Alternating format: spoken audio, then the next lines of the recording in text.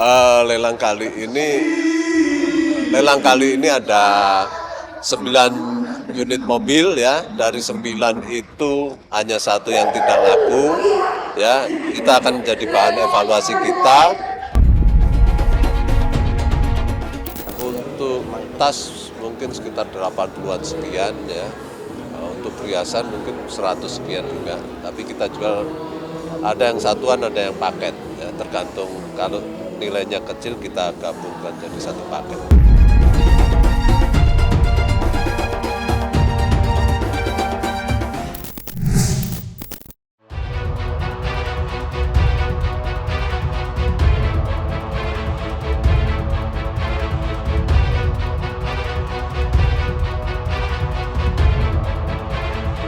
Kasus mega korupsi yang menyeret suami Sandra Dewi, yakni Harvey Mois, sampai sekarang masih terus jadi sorotan publik. Belum juga reda pembahasannya, kini perhatian kembali tertuju pada sederet barang mewah milik Sandra Dewi yang ikut dilelang oleh Kejaksaan Agung.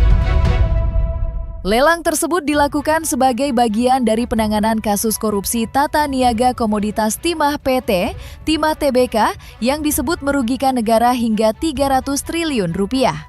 Melalui Badan Pemulihan Aset, Kejaksaan Agung mulai melepas berbagai barang rampasan milik Harvey Mois, mulai dari tas-tas bermerek hingga perhiasan yang identik dengan Sandra Dewi. Bukan cuma satu atau dua barang, sejumlah koleksi perhiasan mewah juga ikut masuk daftar lelang.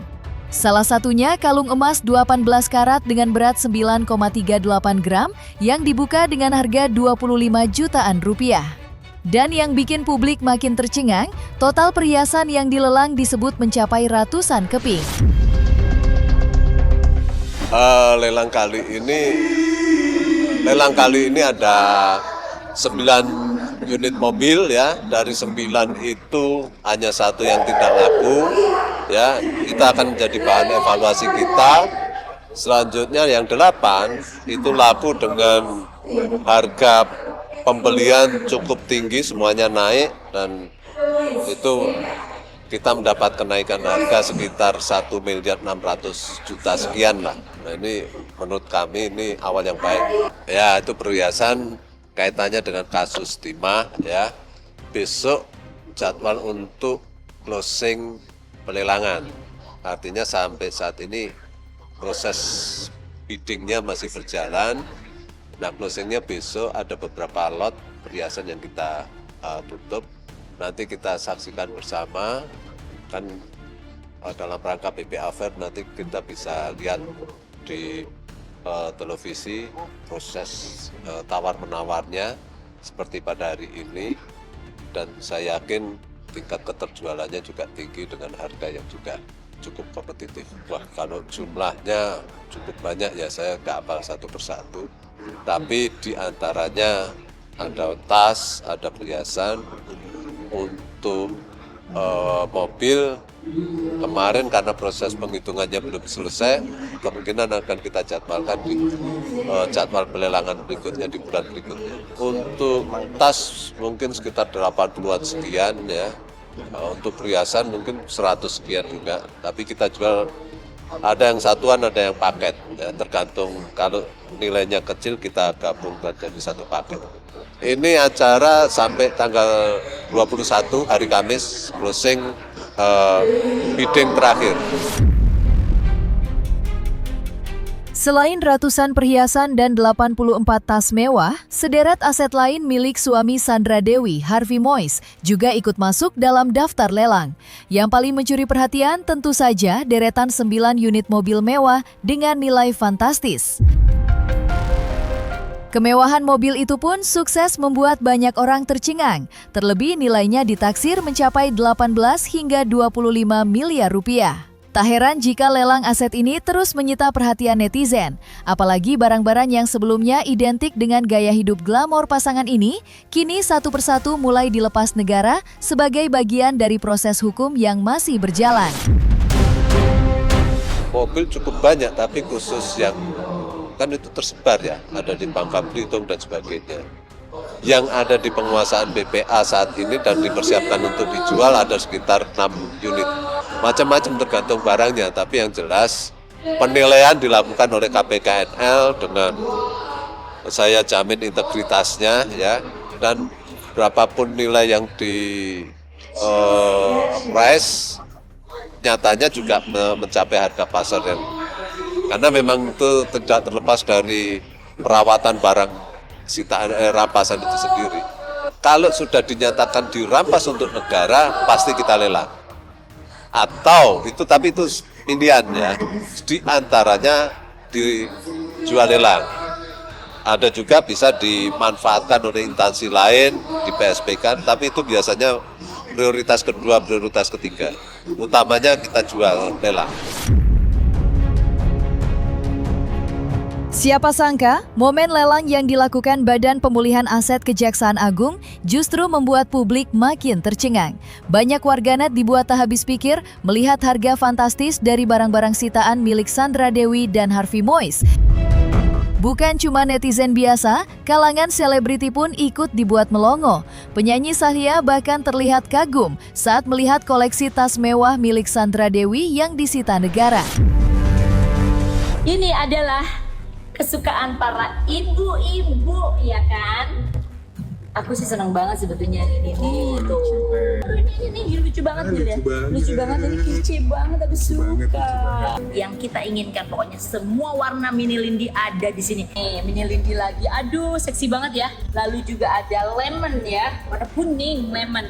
Ini sadis banget ini. Aduh, harga bundling ya. Bundling ini 1 2 3 4 sampai ke bawah ini harganya 61.580. Kece ya. Ini adalah hadiah ulang tahun dari suami aku. Makasih ya Mas, udah beliin ini ya. Masih belum hilang dari ingatan publik kasus korupsi yang menyeret suami Sandra Dewi, yakni Harvey Mois, memang sempat jadi perhatian besar. Bukan cuma karena nilai kerugian negara yang fantastis, tapi juga karena kehidupan mewah pasangan ini ikut tersorot di tengah proses hukum yang berjalan. Di sisi lain, Sandra Dewi sendiri berkali-kali menegaskan bahwa dirinya tidak ingin dilibatkan dalam perkara yang menjerat sang suami. Dalam beberapa kesempatan saat hadir di persidangan, ibu dua anak itu bahkan terlihat berusaha mempertahankan aset-aset yang disebut sebagai milik pribadinya agar tidak ikut disita. Apalagi ada salah satu barang yang disebut merupakan pemberian dari orang tuanya. Karena alasan itulah, Sandra Dewi dikabarkan cukup ngotot mempertahankan aset tersebut. Yang disita itu ada 141 emas. Ini Perhiasan ya? Perhiasan. Cincin, gelang, kalung. Ya, saya menjelaskan karena ini klien saya semuanya protes yang mulia. Jadi selama 20 tahun saya bekerja, saya pernah menjadi 3 brand ambassador brand emas perhiasan jewelry yang mulia.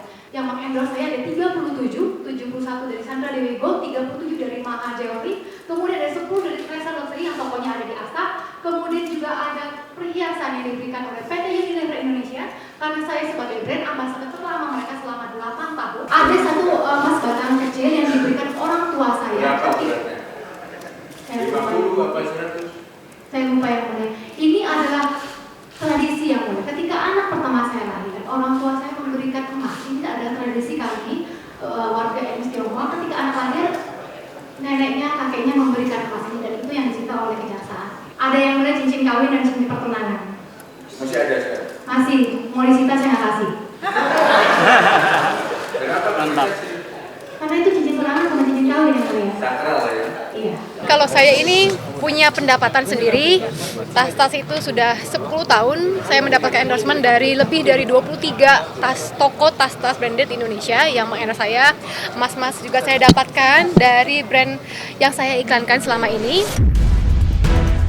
Kekayaan Sandra Dewi kala itu memang sempat bikin banyak netizen geleng-geleng kepala. Gaya hidup glamour yang selalu dipenuhi koleksi perhiasan emas mewah terus jadi sorotan publik. Apalagi Sandra Dewi memang dikenal kerap tampil elegan dengan aksesori bernilai fantastis di berbagai kesempatan.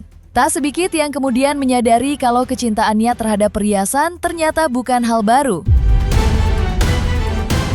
Sandra Dewi sendiri pernah mengakui kalau dirinya memang sudah lama menyukai koleksi emas dan perhiasan mewah. Karena itulah, publik tak heran saat melihat begitu banyak koleksi emas yang akhirnya ikut disita negara setelah Harvey Mois divonis bersalah dalam kasus korupsi timah. Tapi kalau perhiasan sendiri memang aku belajar dari suami gitu, karena setiap kali aku ulang tahun, kemudian aku melahirkan, tunangan, menikah, itu hadiahnya tuh lebih ke perhiasan dari suami. Saya tanya alasannya kenapa, karena menurut dia itu investasi dia untuk istri. Tapi kalau kita punya pendapatan lebih, itu kita bisa tabung untuk beli emas. Oh, aku bilang kenapa? Iya, kalau suatu hari dibutuhkan, emas itu bisa digadaikan. Dan ini misalnya nih, mau sekolahin anak misalnya masuk rumah sakit, amit-amit, kalau lagi nggak ada uang, itu emas bisa digadaikan. Dia bilang, setiap kali dia beli perhiasan, saya nanya, kenapa harus beli yang perhiasan sih gitu. Dia bilang menurut dia apa yang dia kasih ke saya itu merupakan investasi, dan ketika nanti anak-anak saya mungkin nanti mau melamar istrinya, pacarnya gitu kan, itu bisa diwariskan juga. Dan semua investasi gold ini adalah investasi yang bisa dimiliki oleh banyak orang sih gitu, karena saya memang tipenya suka berinvestasi gitu. Dan memang selain properti, yang paling gampang tuh adalah perhiasan emas gitu. Jadi kenapa saya bikin yang cantik, terjangkau juga, karena saya pengen semua wanita Indonesia itu bisa merasakan punya perhiasan seperti apa gitu. Mundur ke belakang, kasus yang menjerat Harvey Moise memang sempat menyita perhatian publik usai dirinya divonis 6 tahun, 6 bulan penjara, serta denda 1 miliar rupiah dengan ketentuan subsidiar dan uang pengganti mencapai ratusan miliar rupiah. Putusan itu pun langsung memicu berbagai reaksi karena banyak pihak menilai hukuman tersebut belum sebanding dengan besarnya kasus yang terjadi. Namun perjalanan hukumnya ternyata belum berhenti sampai di situ. Dalam sidang perkara tindak pidana korupsi dan tindak pidana pencucian uang yang berlangsung pada pertengahan 2025, hasil banding yang diajukan jaksa penuntut umum akhirnya membuahkan keputusan baru. Majelis hakim pun menjatuhkan hukuman yang jauh lebih berat kepada Harvey Moise. Dari yang sebelumnya divonis 6 tahun lebih, hukumannya melonjak drastis menjadi 20 tahun penjara. Meski begitu, Harvey tetap dikenakan denda sebesar 1 miliar rupiah. Sedangkan putusan pengadilan tinggi adalah 20 tahun. Denda 1M, subsidinya 8 bulan. Uang pengganti 420 miliar, subsidi 10 tahun. Pertanyaannya kenapa menjadi 10 tahun? Enggak, menjadi 20 tahun. Ya tentunya karena itu kewenangan dari majelis hakim setelah dengan pertimbangan dari segala aspek, maka menganggap bahwa putusan PN dan tuntutan itu terlalu rendah, sehingga majelis hakim menganggap yang dipandang adil adalah sebagaimana yang diputuskan. Katanya semuanya disita ya, dan ini kalau memang nanti tidak bisa, itu artinya subsidiar seperti itu.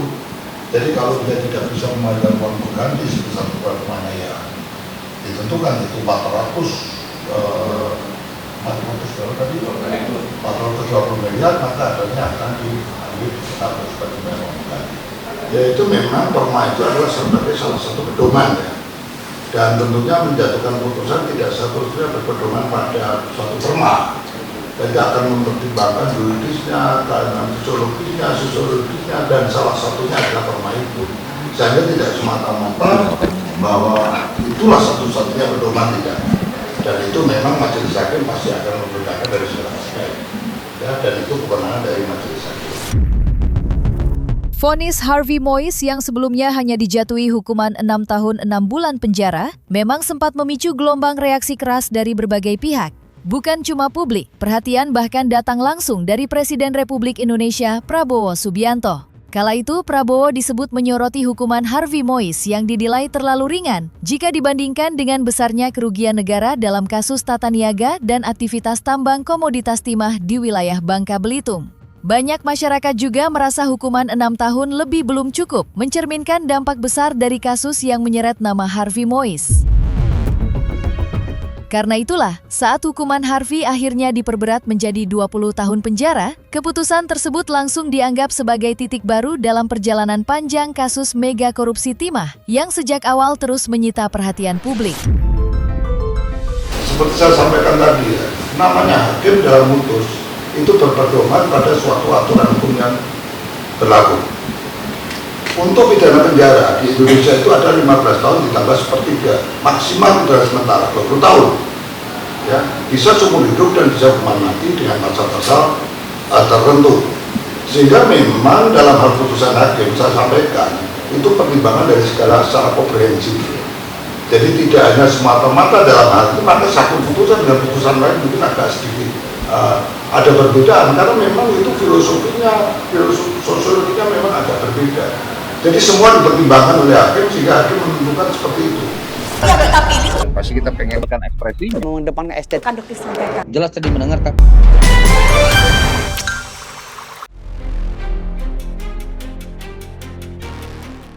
Nah, selesai sudah Cumi Lovers. Dan jangan lupa untuk like, subscribe, dan juga share channel YouTube Cumi Cumi.